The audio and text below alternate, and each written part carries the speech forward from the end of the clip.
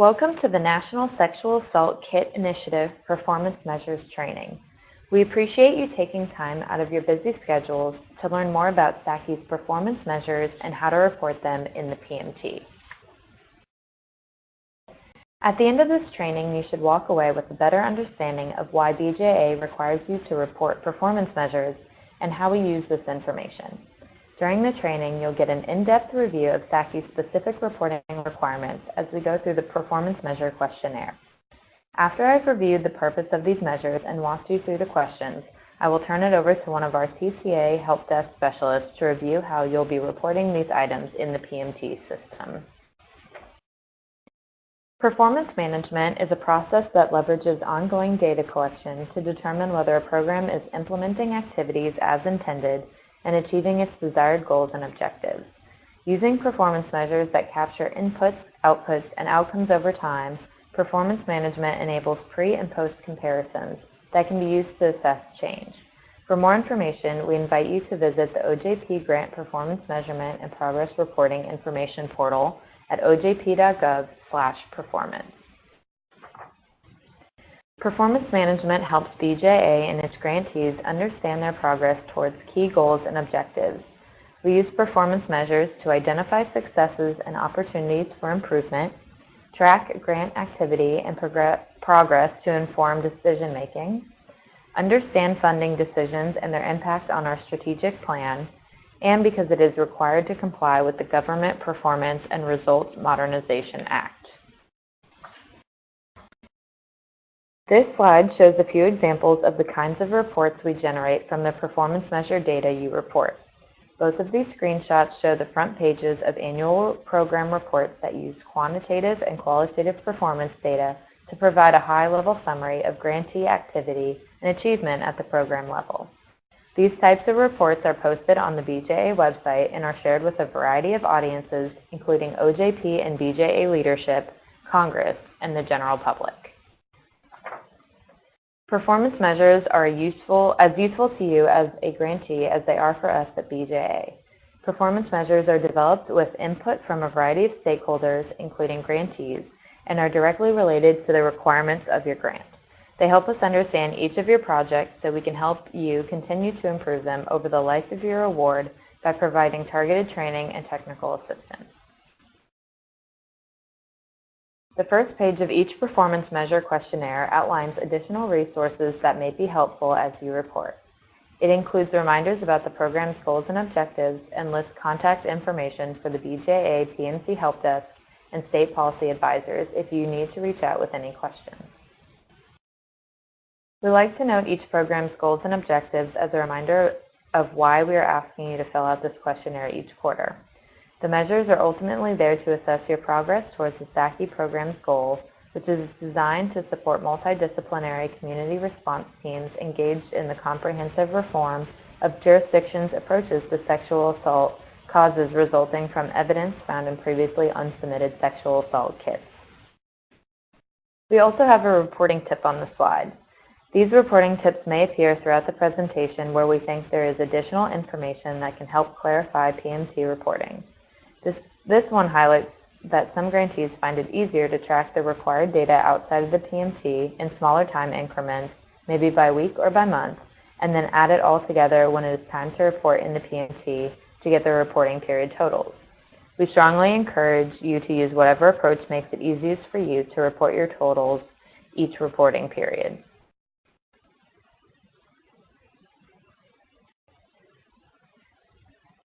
SAKI Trax is an Excel document designed to assist you in keeping track of the data that is recorded within the PMT. The document can capture daily, weekly, and monthly tracking with the ability to carry over information to track cumulative numbers. It also has the ability to document trends over time. We are working on having this recently updated resource prepared for you as soon as possible.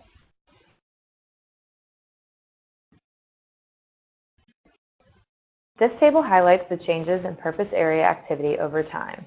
As you can see, with the expansion of the purpose areas, some of the purpose area numbers have changed to reflect the new groups.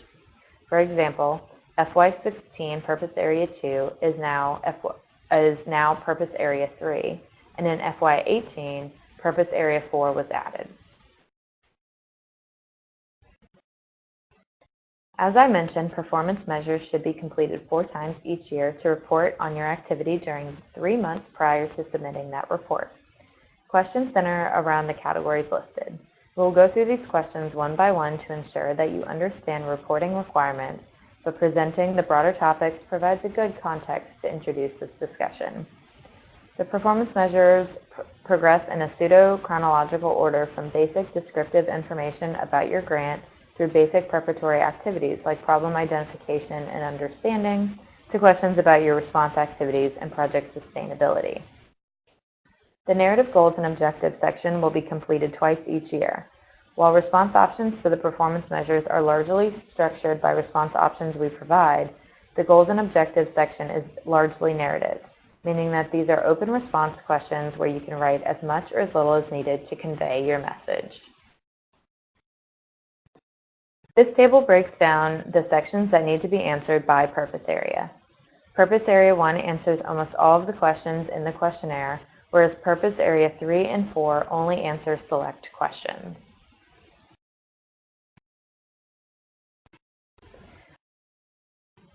So grantees with multiple awards have a specific guidance that we'd like to focus on.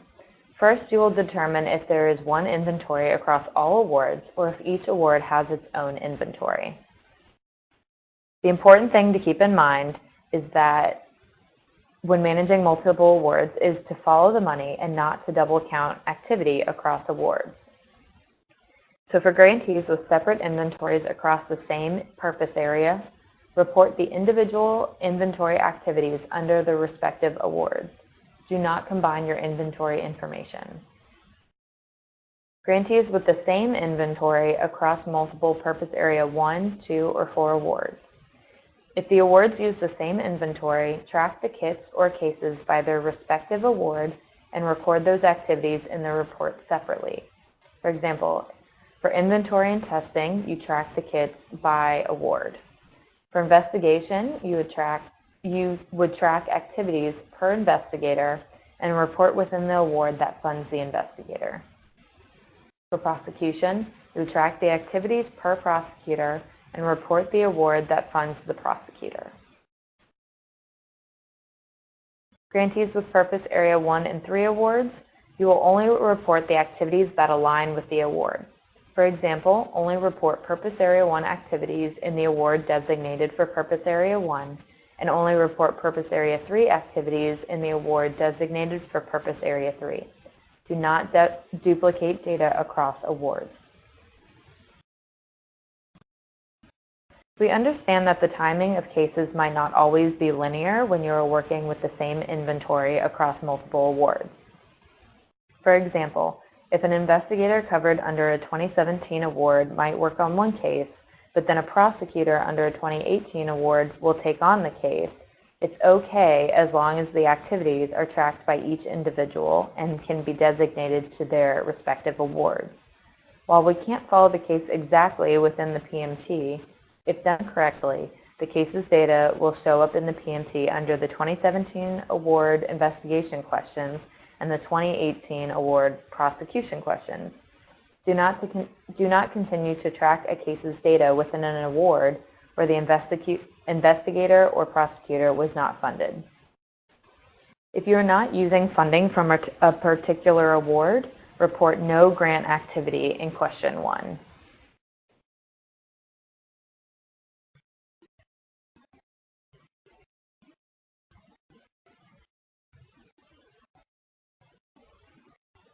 The first item in the questionnaire asks whether this is the last time your grant is reporting in the PMT before you close out your award. This question acts as a filter so that we can direct those who answer yes to the required outcome section before they answer the narrative questions. The next question asks if there was grant activity during the reporting period. Grant activity is defined as any proposed activity in the BJA-approved grant application that is implemented or executed with BJA funds. If your grant is not active, you will select No here and use Part B of the question to explain your answer.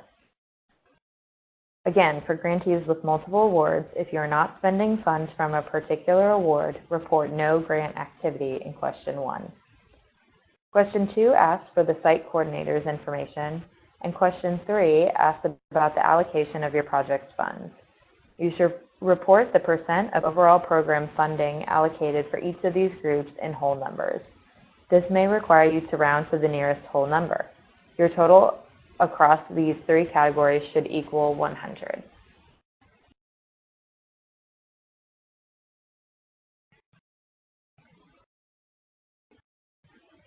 Question 4 was an inventory of unsubmitted SAKs started prior to the grant being awarded. Only select yes if you started your SAK inventory prior to receiving grant funds. Question 4 is for a baseline measure. A baseline is used as an overall project baseline against the integrated performance can be measured. The baseline question includes any activity that was conducted prior to the start of the SAKI award. If you select yes in question 4, you must always select yes in future reporting periods. The baseline measures are set up to carry over from the first period in which the baseline data is input into the PMT. If you select no after having selected yes, it will discontinue your baseline measures. For Purpose Area 1 grantees, if you have multiple awards using the same inventory, only place the baseline data within the first award. If you have separate inventories, they will have their own baseline data. And then question 5, enter the date the inventory was started. So question 6 addresses the baseline measures. Again, these are for activities that occurred prior to the start of your award. Starts from question 6A, the number of unsubmitted SAKs identified, down to question G, number of CODIS hits.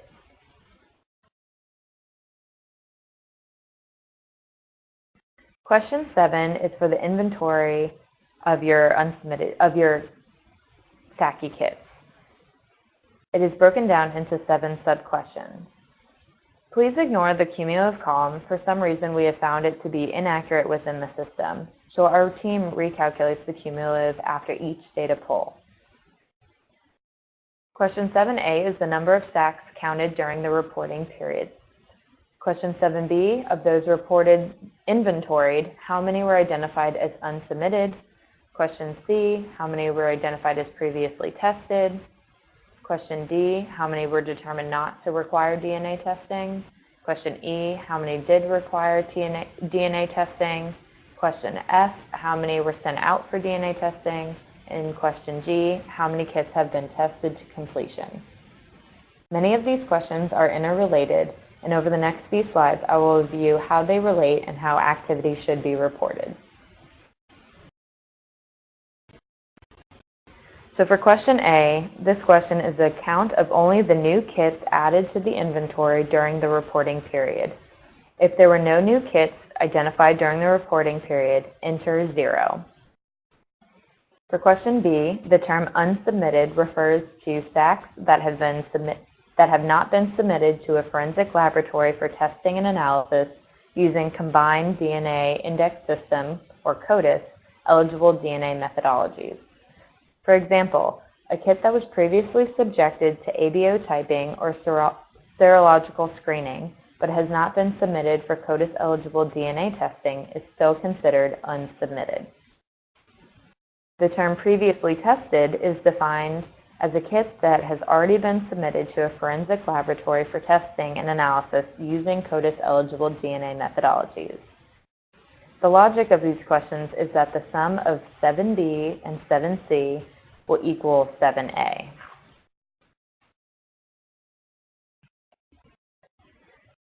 For 7B, the term unsubmitted refers to SAKs that have not been submitted to a forensic laboratory for testing using Combined DNA Index System eligible DNA methodologies. This breaks down into 7D and 7E. So for 7D, you enter the number of kits from the unsubmitted group that are determined not to require DNA testing using CODIS-eligible methodologies. For 7E, you enter the number of kits from the unsubmitted group that are determined to require DNA testing using CODIS-eligible methodologies. The sum of 7D and 7E will equal 7B. For question 7F, the count of this question is based on the kits identified in 7E, those that determined to need DNA testing, that were sent out for DNA testing. So the term sent out includes testing completed in in-house labs as well as outside labs. For 7G, the count in this question is based off the kits from 7F, those that have been sent out for DNA testing, that have come back to completion.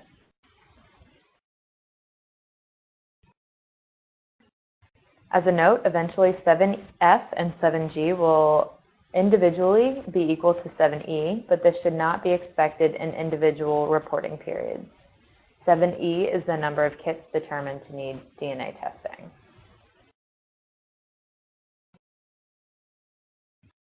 Question 8 refers to the kits reported in 7D. For any kit reported in 7D, again, determined not to require DNA testing, question 8 is used to identify the reasons why those kits did not require DNA testing. Just some overall tips for reporting your inventory. Do not double count SAKs in the baseline and inventory section.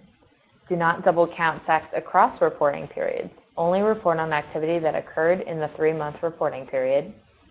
Report numbers only when they are final. If you do not know whether a SAK will require DNA testing, wait until your multidisciplinary team has made a final determination before reporting that number. Set up an internal tracking system to monitor the status of each kit in your inventory as you make decisions about testing. If at any time a kit that has been previously identified in one category is moved to a different category during another reporting period, you must go back to the prior reporting period and adjust that number as well. For example, if 100 kits were identified as unsubmitted in July to September, but then 25 of those kits turn out to actually have already been tested in October to December, then the 100 kits reported in the previous reporting period would need to be adjusted to 75. Question 9 asks if any DNA profiles from forensic analysis were uploaded into CODIS. Question 10 breaks down the types of hits received. 10A is the total number of hits. 10B is the total number of forensic hits. 10C is the total number of offender or arrestee hits. And the sum of 10B and 10C will equal 10A during the reporting period. The number 10A in 10A is later connected with the information needed to answer question 12, and the number in 10C is later connected with the information needed in question 13. Question 11 asks to enter the number of cases where the CODIS hits identified a different offender than the person who was originally named or prosecuted in the case. 11A is the number of cases that identified a different offender than the person who was originally named, and 11B is the number of exonerated that have occurred from CODIS hits naming a new suspect on a previous case.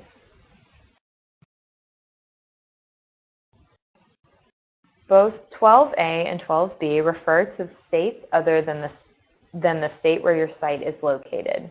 Do not include your state in either of those counts. 12B will be less than or equal to 12A. So the number of states where hits have occurred will be less than or equal to the number of hits in other states. The data for these questions should only reflect the current reporting period. Here's an example of how these numbers are calculated.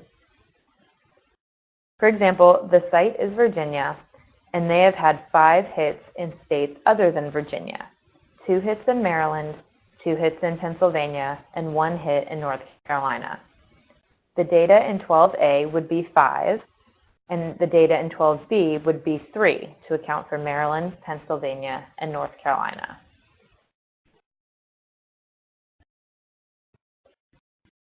All of the sub-questions in question 13 refer back to the number reported in 10C, the offender or arrestee hits.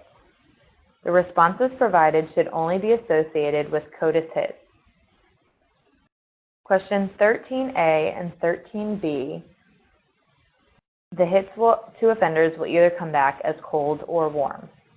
A hit is considered cold when the DNA hits to an offender who is not previously listed as a suspect or person of interest in the case. A hit is considered warm when the DNA hits to a known or listed suspect in the case. 13A and 13B are mutually exclusive categories that sum to equal 10C. 13C and 13D refer to what type of offender was already in CODIS when a SAKI profile uploaded to the system results in a hit.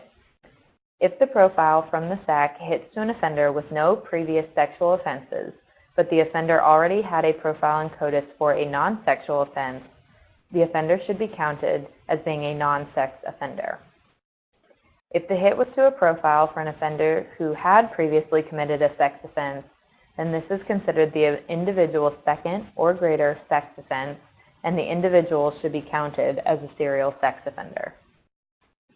There may be occasions where an offender's hit may come back as both a sex offender and a non-sex offender. In these situations, sex offender takes precedence. Only count each hit once. 13C and 13D will sum to be equal to or less than 10C. The sum of 13C and 13D may be less if the information is unavailable at that time. Question 16. Clarifying how to count the number of cases opened or reopened, this data should only reflect the number of cases that were opened or reopened during this reporting period, not the total number of cases open at the time. Over time, the cumulative number for question 16 should reflect the total number of cases opened or reopened. If a case is open in January and is still open during the April to June reporting period, you would only count that case being open during the January to March reporting period. For future reference, we will be adding questions to the PMT to measure activities with VICAP. These two questions will focus on the number of criteria cases entered into VICAP along with the number of leads generated from the VICAP entries. We're aiming to have these questions within the PMT by January 2019. Question 17 reflects the number of victims located, contact, or agreeing to participate as a result of the SAKI kits being tested. So question 17A is the number of victims located. 17B is the number, out of the number located, how many were contacted. Question 17C, the number of victims determined to be deceased. And question 17D, of those contacted, how many agreed to actively participate in a new investigation. Question 18, how many SAKI cases were forwarded for prosecution during the reporting period? Question 19, during the reporting period, how many cases were not forwarded from investigation for prosecution? Question 19 should reflect any cases that have not been forwarded at that time, including cases that were opened in previous reporting periods but have not yet moved forward to prosecution. For example, 10 cases were opened for investigation in January to March reporting period. 2 were forwarded to prosecution, reflected in question 18, and 8 were not forwarded, reflected in question 19.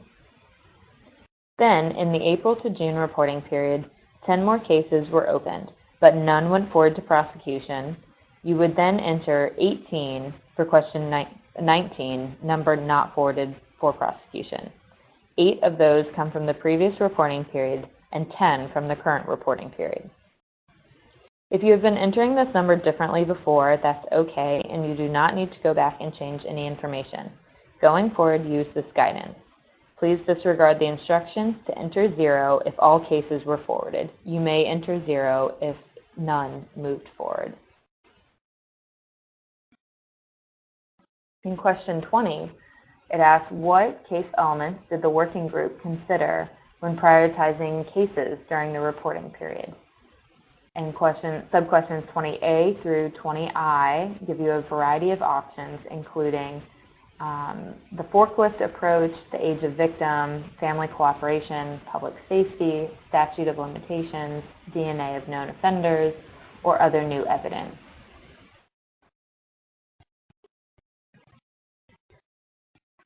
Question 21 reports the various case outcomes. Again, only report the activity that occurred during the reporting period. So question 21A starts with how many cases were charged. 21B had the charges dismissed. 21C, how many resulted in a plea bargain. 21D, how many ended with a conviction following a trial. 21E ended with an acquittal. And 21F ended in a mistrial. Question 22 asks if there were any cases where prosecution was denied. If prosecution was denied, question 23 gives the opportunity to describe why prosecution was denied.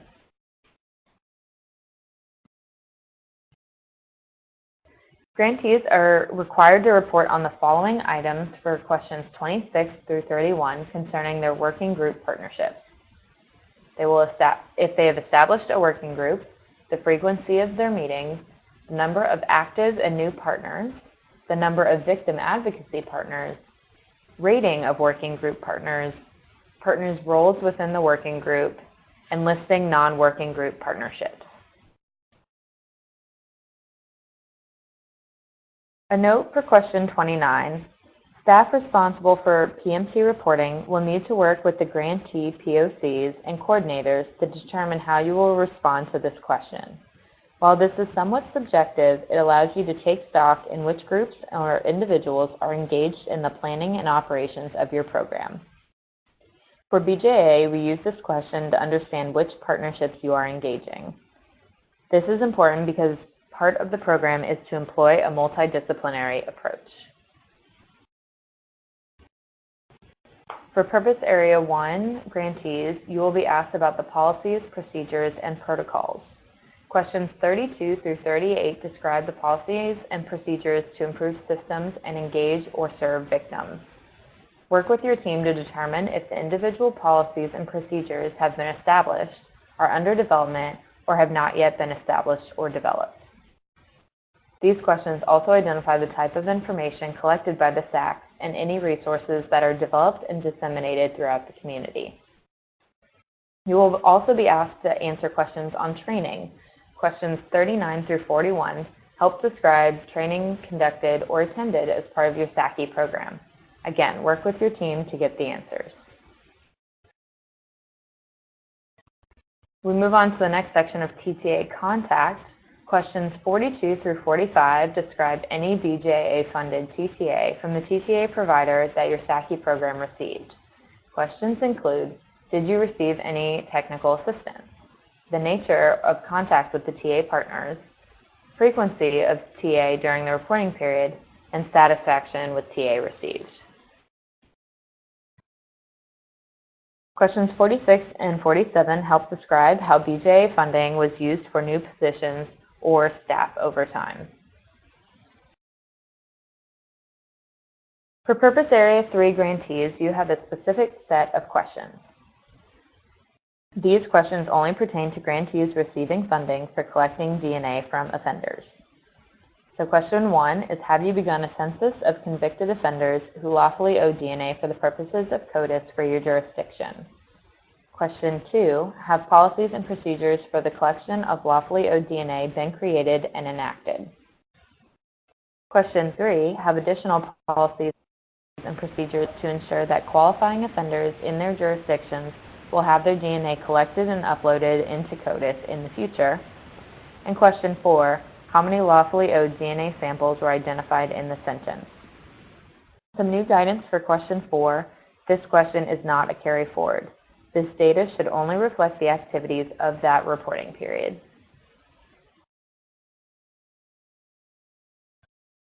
Question 5 is to enter the number of lawfully owed DNA samples that fit in each category below during the reporting period. So for question 5A, how many samples were identified? Out of how many samples that were identified, how many were collected? For 5B, of those collected, how many were submitted for testing? And 5C, of those that have been submitted for testing, how many have been tested to completion? For question 5, these should be answered in terms of how many were collected, submitted, and tested. Do not report duplicate data across reporting periods.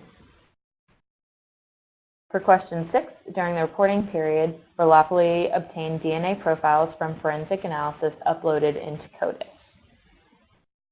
For question 7, of the total number of lawfully obtained DNA profiles uploaded into CODIS during the reporting period, how many CODIS hits to forensic samples were recorded?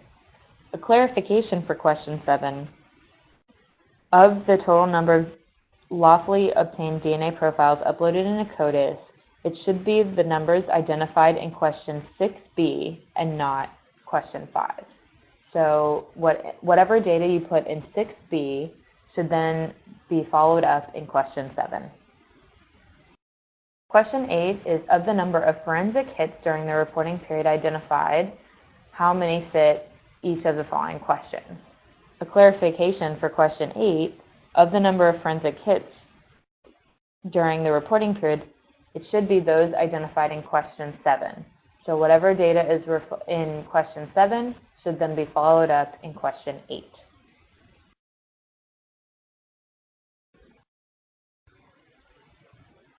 For question 9, during the reporting period, were any arrests or warrants made as a result of CODIS hits? Question 10, during the reporting period, how many cases were not forwarded for prosecution? Question 11, during the reporting period, how many cases were forwarded for prosecution as a result of CODIS hits? Question 12, please enter the number of cases that fit each disposition category for the reporting period. So again, it's similar to Purpose Area 1, where it asks how many were charged, dismissed, plea bargained, conviction following a trial, acquittal, or mistrial. And then question 13, during the reporting period, how many number of crimes were solved as a result of the collection of lawfully owed DNA? How many were the number of sexual assault cases resolved involving a single sex offender? Or question 13C, number of sexual assault cases solved including a serial sex offender.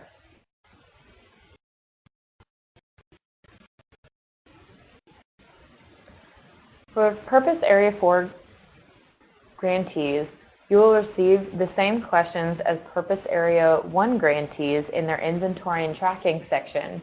However, you will not answer the inventory section, but begin with question 16 that starts with how many cases were forwarded to investigation, followed up with the victim located, contacted, or agreeing to participate, into how many were forwarded to prosecution, how many were not forwarded to prosecution, what were the case elements for your working group, and then you'll follow up with case outcomes and how many were denied, and then reasons why they were denied. So they are the same questions that we went over with the Purpose Area 1 in the inventory and tracking, but again, they start on question 16.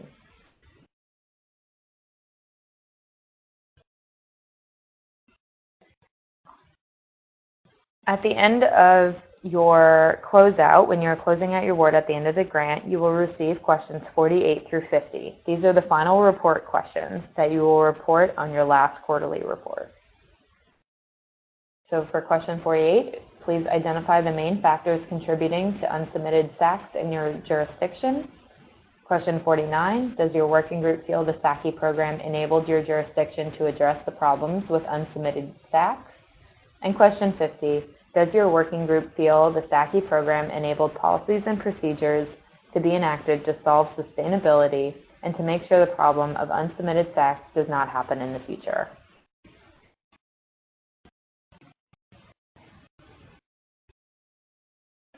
Lastly, we have the Goals and Objectives module.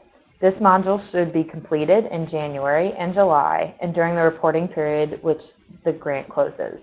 As a result, these questions should be answered based on the previous or next 6 months. The first question in this module asks you to report the goal or goals you hope to achieve with your SAKI funding. You will repeat questions 2 through 4 for each of the goals you identify in the first question. For all of the goals you identify, you will report the current status of that goal in question 2. And question 3 asks you to describe the progress you have made on that goal or barriers you have encountered. And question 4 asks about the major activities planned for the goal in the next 6 months. Remember, you want your goals to be SMART. specific, measurable, achievable, relevant, and time-bound.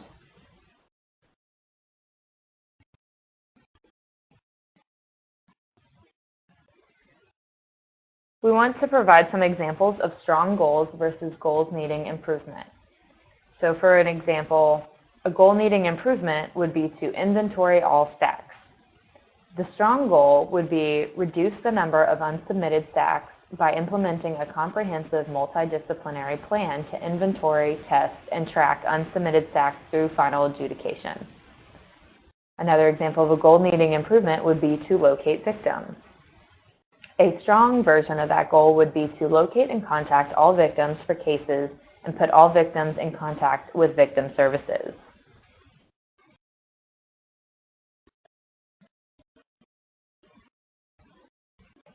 Question 5 asks whether you received or desire any assistance from BJA or BJA-funded technical assistance provider. If you indicate that you have received assistance or would like assistance or additional assistance, we ask that you elaborate in the space provided. Lastly, we ask whether you have any noteworthy accomplishments, success stories, or program results from the reporting period that you would like to showcase. BJA likes to showcase grantees who are working on successful, innovative programs, so if that applies to you in a given reporting period, we ask that you share that with us here.